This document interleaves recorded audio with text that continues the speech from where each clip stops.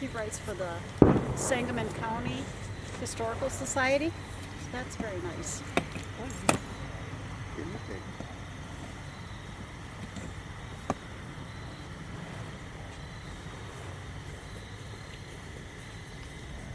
Good evening, ladies and gentlemen, or lady and gentlemen. My name is Fern, and I want to tell you about a little piece of my heart that is here in Auburn. You see, it's 1933, and I recently lost a little baby girl. She was stillborn. And now I understand, because in 1904, my mother lost a baby. Sissy, as I called her, only lived for one day. She was so small, as I remember. Little baby with blonde hair and blue eyes, and extremely small. Today we would have called her a premature baby. But back then, all we could do is wait and hope. Unfortunately for Sissy, she did not survive. Now, my parents couldn't afford the medical expenses, much less a cemetery plot. But thanks to her acquaintances like the Wimmers and the Harrises and the Ruckers, she found out about Wimmer Cemetery, and they chipped in to buy a plot for my little sister. My parents, well, they're not in this cemetery, and there are no other family members buried here. So how did this happen? Because of the friends that bought the plot and other kind individuals who helped out at a rough time in our life. You see, my parents were born in Indiana, as well as I was. Father was born in 1863 in the heat of the Civil War.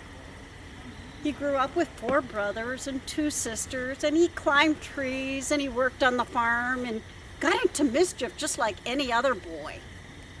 But when he grew up, he had to leave home, and he ended up boarding with the Standiford family. And by 1880, he was staying as a boarder with them. But as time went on, he met young Mary Standiford. And in 1901, they were married. By 1903, on Father's birthday, they got together. He was 40 years old, and she was 25. When the baby was born, I was only 4 years old, and I was too young to understand. And my family from Indiana came, my grandparents came on the train to help out with the funeral. And they tried to keep me busy playing so I wouldn't have to look into the casket, because I was much too young to understand. But now that it's happened to me, and I'm older and wiser, and it happened to my own daughter, let me tell you how sad it is to plan on a family addition to your family, only to have it ripped away at last minute over to death. Well, Father and Mother, they moved here because of the work in the coal mines, and there were jobs here in Auburn. You see, the South Mine was only a mile south of Pawnee, and there was also great farming opportunities. So my father was always looking for work. Houses were at a premium. They were hard to find in 1905. All of them used either coal or wood to heat their homes. So the people were digging that coal like crazy. And in the summer months, my father would help out on the farm. My parents had to, since they couldn't afford a house, they were renting at the time. And because they were renting, they had flexibility. Because by 1916, there was another job up in Iowa. And we all moved up there for a while. Only for a year, and then later on, there was another job in Crocker, Missouri, and we stayed there for 2 years. But by then, we came back to Pawnee, and here we stayed forever. Until, of course, Father died. My mother died, and he married again. He married Emma Chrisman. And then shortly after that, 4 years later, my father died.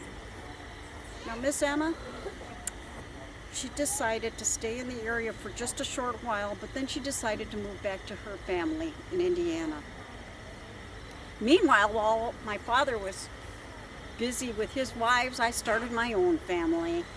I married Frank Hay, and we were happily married and in love in the 1920s. We had a son named Harold in 1929, and I always told him he was conceived in wealth, but born in poverty. Then we had a daughter, Anita. She was born in 1932, and of course, I told you earlier I had a stillborn in 1933. Well, Harold, he graduated from Vernon High School in 1947, and he went to Western Illinois University. But he finished his college in Pinal, Arizona, at Arizona State University. And after that, he joined the Army, and he got out right at the end of the Korean War. But most of the time, we lived in Vernon, most of the time. We survived the poverty of the Great Depression. We were very poor. People around were very poor because after World War I, the federal government created reconstruction policies to feed the war-torn Europe. So the incentives were great. Farmers took out loans and plowed like crazy and overworked the crops. And they wouldn't grow very well after that. The farmers could not repay their loans. The banks went bust. And meanwhile, there was very little work to be done. Now, fortunately for me, I was a teacher, so there was a job for me, and I did retire from the Illinois teacher system. But we did move to Arizona in the late 1960s and finished our life there. I did go back to teaching in Arizona and was able to get a teaching job there, and I had a pension from the Arizona system as well. But during the Depression, there were riots in Springfield, Illinois. Protesters stormed the Capitol building and destroyed property in the offices. And people who were arrested were labeled as communists. That was a terrible time. But my husband, he was smart. In 1932, he had opened up the Hay Garage with his brother here in Vernon. And they were able to be like an oasis to wearied travelers who were traveling Route 66 from Chicago to St. Louis and beyond, not to mention the local needs as well, but they were quite a welcome sight. So they had great timing as far as that's concerned. And I was so proud of my husband. The Hay Brothers Garage was inducted into the Illinois Route 66 Hall of Fame. That is pretty near and dear to me. But going back to the unemployment, it wasn't until 1937 that Illinois had unemployment compensation. And we were the last state to do it. Oh. Well, I can't help but thank the people in Wimmer Cemetery, in particular, Roberta Meidel. And it was so nice to see flowers last time I was here on the grave. So I thank everybody from the Wimmer Cemetery Association for maintaining my little sissy's grave all these years. And a little piece of my heart is here. And thank you for listening to a sister's story. I died in January of 1983, and my husband died in Arizona also a month later. Wow. Thank you. Thank you. Thank you for Good job. coming out to Yeah. the cemetery.